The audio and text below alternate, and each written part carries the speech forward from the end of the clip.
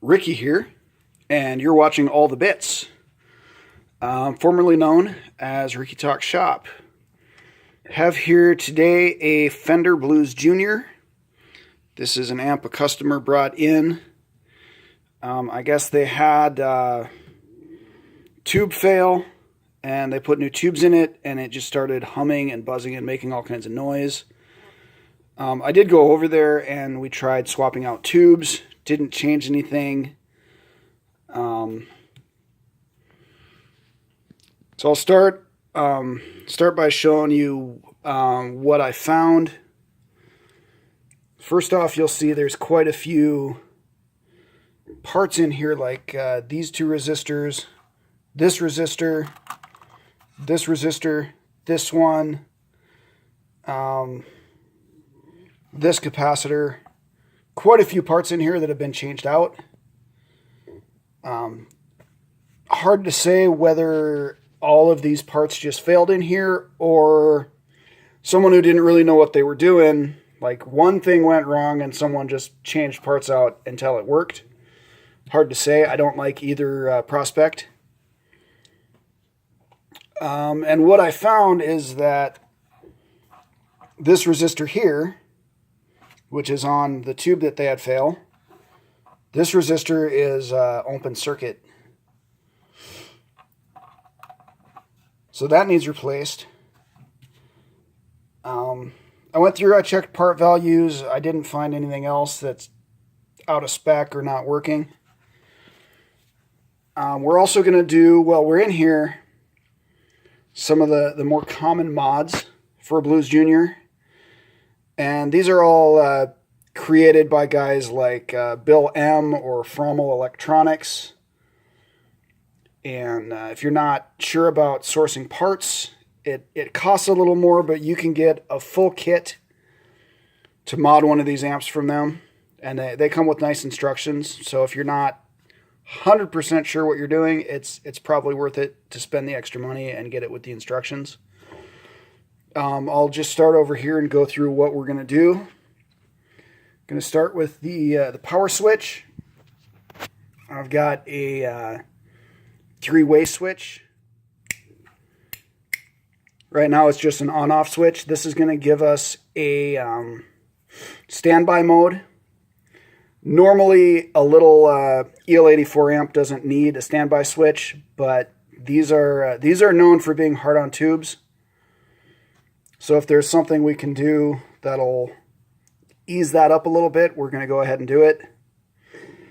The next thing we're going to look at is all this bundle of wires here. It's not very neat. It's not very clean.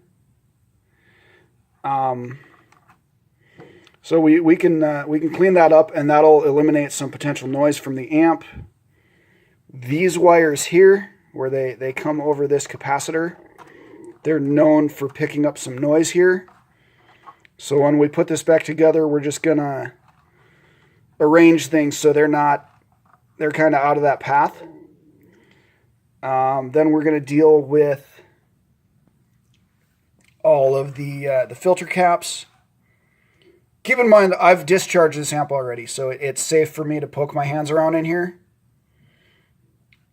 Definitely, when you're working on something like this, discharge the capacitors before you start, even if it's unplugged.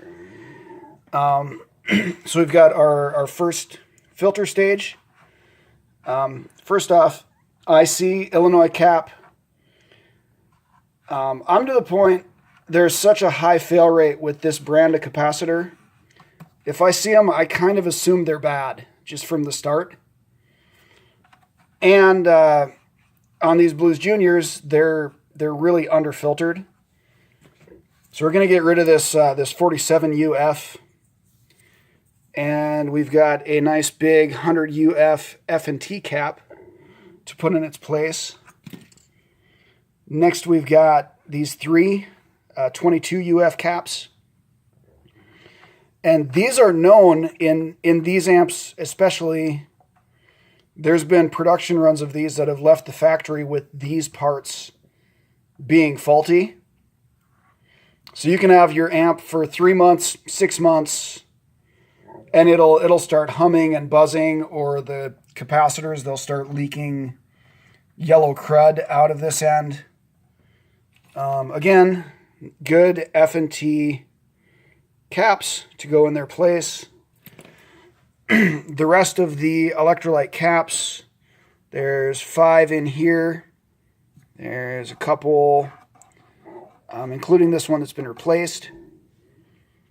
Those will get replaced. I use all Nichicon Muse or gold foil caps for smaller electrolytes. So those will all get replaced. Then we've got this really cheap plastic jack. These are known for failing on these. So we've got a good switchcraft that I've got wired already, ready to go in. Then there's a couple capacitors here in the tone stack. And it's just, they're not bad. It's just a matter of changing their value. So I've got some capacitors for there. And it just shifts the frequencies that the tone controls work at in the amp, just to optimize things for what the amp does. And then our final mod is to our bias resistor right here. We've got a 22K resistor. And these things run a really, really hot bias, which is part of why they're so hard on tubes. So the kind of go-to part for this is 27K. So we're going to try that, and we'll check the bias and see where it's idling at, and we'll go from there with it. There you have it. I'll go ahead and... Oh, another thing I want to say too, I'm confused at whoever worked on this before. I mean, the big labor in repairing something on this is taking this all apart. So why would you take it all apart to replace this capacitor, which obviously failed? It's not a mod. This is an original value part. So why would you replace this one and leave all these others? I don't get it. To replace this big cap, these 3 with the good F&Ts, it's like $19. To replace all the others with good Nichicon Muse and gold foil caps, it's like $5. So, I mean, if you've already got it apart, why wouldn't you just do it all? Especially considering these amps are known to have faulty caps out of the factory. Some other mods that people might do, but we're not going to. You can get upgraded transformers, power and output transformers. There's you can get a better reverb tank. This is a studio amp, and they prefer to run outboard or post effects. So we're not going to worry about the reverb in this one. That's it. That's everything we're going to do. I'll go ahead and get the actual work done. And then we'll get it all back together and show you what we end up with. All right, so we've got the Blues Junior all put together. We've got the 3-way standby switch in. You can see I've got all these wires here cleaned up. Everything's much neater in there than it was. Got our new F&T filter caps in there. All of our Nichicon caps through the rest of this thing. We've got our new caps in the tone stack. Everything's back together. Everything works. It's quiet. Checked out the bias. The bias is with that 27K resistor is right where it should be. You'll notice I also replaced the 33K resistor next to it. That's the other half of that voltage divider for the bias. And the one that was in there was pretty far out of spec, like really far out of spec. So the bias was just way super hot in this thing, which is why it was going through tubes. Our grid resistors down here, those were replaced with a 1-watt metal film resistor. They're so tiny. All these new parts, they're getting smaller and smaller and better and better. But those are a 1-watt resistor. There it is. We'll get this thing powered up and show you what it does. All right, so we're powered up. Colin's going to play first a little bit with his Strat, and this one's already got the Jensen speaker in it, which is quite a bit better in these amps than the stock speaker. These come with a good speaker, good eminence. They just